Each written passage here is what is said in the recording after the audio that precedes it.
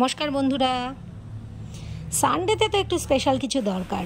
তো কি করেছি চলুন, নতুন কি মেনু করেছি সেটা আপনাদের সঙ্গে চটপট শেয়ার করে নিই। আমি একটু ফ্রাইড রাইস করেছিলাম, নিরামিষের মধ্যে পনির ফ্রাইড রাইস। তো এর জন্য আমি ফ্রাইড রাইসের চালটাকে আগে ভিজিয়ে রেখেছিলাম আধা ঘন্টা, তারপরে জল ঝরিয়ে নিয়েছি। আর একটা হাঁড়িতে জল গরম করতে দিয়ে তার মধ্যে যত রকম গোটা গরম মশলা ছিল, ছোটো এলাচ, বড় এলাচ, লবঙ্গ, দারচিনি সমস্ত কিছু দিয়ে 2 চামচ লবণ দিয়ে আর 2 চামচ সাদা তেল দিয়ে চালগুলোকে দিয়ে ওদিকে ভাতটা সেদ্ধ করতে দিয়েছি। এরপরে জল ঝরিয়ে নেব, মানে ফ্যান ঝরিয়ে নেব।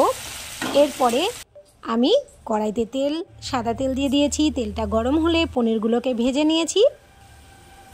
পনিরগুলোকে পিস পিস করে ভেজে নিয়ে তুলে রেখেছি।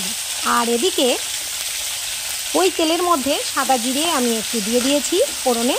তারপরে দিয়ে দিয়েছি কিছু কাজু বাদাম, এর মধ্যে দিয়ে দিয়েছি কিছু সবজির মধ্যে ছিল গাজর, ক্যাপসিকাম, বিনস এবং ছিল কিছু কিশমিশ। এইবার আমি পনিরগুলোকেও এর সঙ্গে দিয়ে দেওয়ার পর একটু স্বাদ অনুযায়ী দিয়ে দিয়েছি লবণ এবং দিয়ে দিয়েছি 1 বাটি চিনি। আপনারা সবাই জানেন যে ফ্রাইড রাইসে চিনিটা একটু দিতেই হবে, কারণ একটু মিষ্টি মিষ্টি না হলে ভালো লাগবে না। এইবার আমি এগুলোকে সমস্ত কিছু মিশ্রণগুলোকে ভালো করে মিশিয়ে নেবার পর দিয়ে দিয়েছি একটু শাহি গরম মশলা। খুব সহজ পদ্ধতিতে এই ফ্রাইড রাইস তৈরি করা যায়। শাহি গরম মশলাটা দিয়ে আমি একটু ভালো করে কষিয়ে নেবার পর দিয়ে দিয়েছি ঝরঝরা করে রাখা রাইসগুলো দিয়ে আমি এবার খুব ভালো করে মিক্সড করে নিচ্ছি। দেখুন কতটা ভালো লাগছে দেখতে।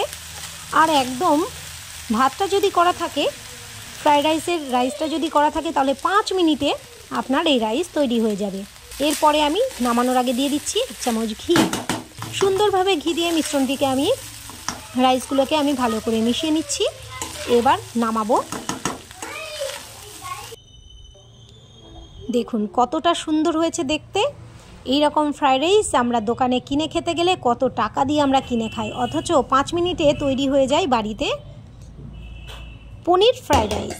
অবশ্যই আপনারা ট্রাই করবেন এবং ট্রাই করে খেয়ে অবশ্যই আপনারা কিন্তু আমাকে কমেন্টে লিখে জানাবেন যে কেমন হয়েছে রেসিপিটা। আর আমার এই রেসিপির ভিডিওগুলো আপনাদের কাছে কেমন লাগছে অবশ্যই কমেন্ট করে জানাবেন। আজকে চলি, টাটা।